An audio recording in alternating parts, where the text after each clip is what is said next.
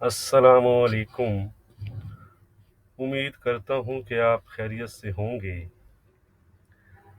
कल एक fade official वालर ने कमेंट्स पास किए कि if inflation consistently declines, no reason to insist rates remain really high।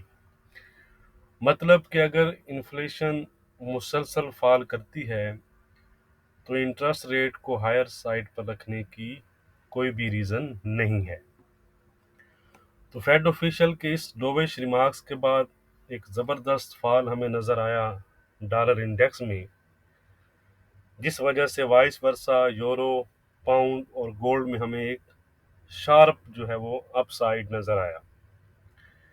मैंने ये फेड ऑफिशियल के कमेंट्स आपके साथ टेलीग्राम और फेसबुक पर काफ़ी टाइमली शेयर कर दिए थे।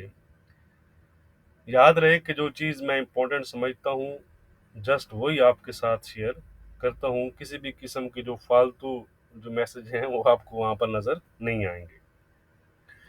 तो अभी तक अगर आपने फॉलो नहीं किया तो वहाँ पर मुझे ज़रूर फॉलो कर लें। अगर हम नेक्स्ट की बात करें तो मार्केट की जो नेक्स्ट डायरेक्शन है वो एज़ यूजुअल यूएस के डाटा पर ही डिपेंड करेगी, जिसमें ख़ास तौर पर पीसीई इंडेक्स और आईएसएम का डाटा जो है वो इम्पोर्टेंट रहेगा इस वीक। मार्केट में जो वॉलेटिलिटी है वो काफ़ी ज़्यादा है, तो आप ज़रा मुहतात रहकर ट्रेड करें तो बेहतर है। क्वांटिटी को लो और एसएल जो है वो ज़रूर अपना प्लेस करें, क्योंकि याद रहे कि आपका पहला टारगेट यही होना चाहिए कि आप अपने कैपिटल को जो है वो सेफ रख सकें। अब कल हम पर्सनली गोल्ड को नहीं कैच कर सके, नहीं पकड़ सके। गोल्ड राउंड तकरीबन जो जहाँ से हम सोच रहे थे बाय करने का, वहाँ से 20 पिप पहले ही बाउंस कर गया। तो हमने दो अदर जो फॉरेक्स पेयर्स थे उनमें से कल प्रॉफिट बुक कर लिया, यानी दूसरे जो पेयर्स थे हमारे फॉरेक्स के।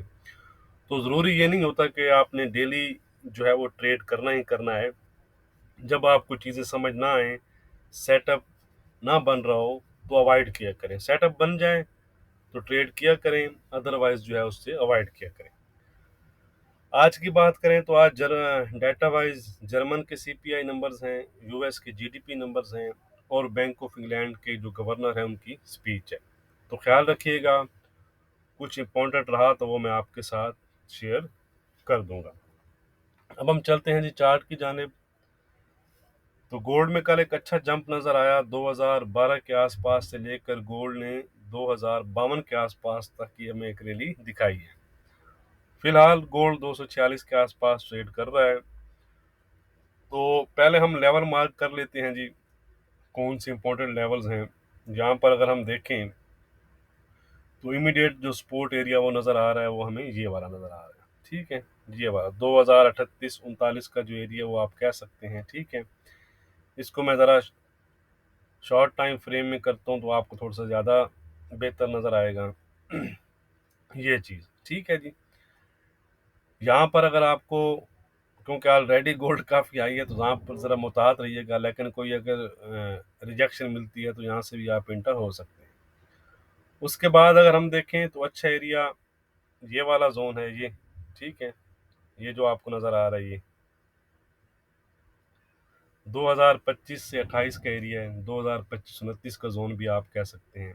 नेक्स्ट आपके लिए बाय के लिए ये अच्छा एरिया रहेगा, और सबसे अच्छा जो एरिया रहेगा वो आपके पास ये वाला। कल यहाँ से ब्रेकआउट करने के बाद भी इसने टेस्ट नहीं किया। ठीक है, तो यहाँ से भी, यानी कल ये पकड़ाई वैसे दिया नहीं, तो ये चीज़ थी। ठीक है जी, तो सबसे अच्छा एरिया ये है, ये वाला 2018 के आसपास का।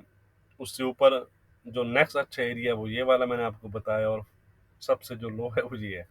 लेकिन ये एरियाज ये वो हैं कि जहाँ पर आपको शॉर्ट टाइम फ्रेम में कोई रिजेक्शन मिले तो आप इंटर हो सकते हैं, लेकिन हायर साइड पर थोड़ा सा मुहतात रहिएगा।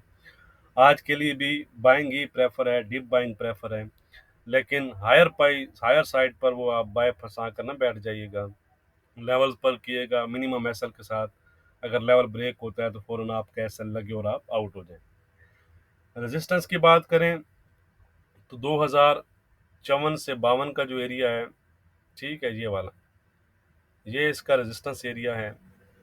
इसको अगर गोल्ड ब्रेक करता है तो गोल्ड आपका 2065 और फिर 2075 के हाई जो है वो आपको दिखा सकता है। ठीक है, तो ये वाले जो एरियाज हैं ये आपके लिए रेजिस्टेंस एरिया रहेंगे, ये वाला एरिया सपोर्ट एरियाज।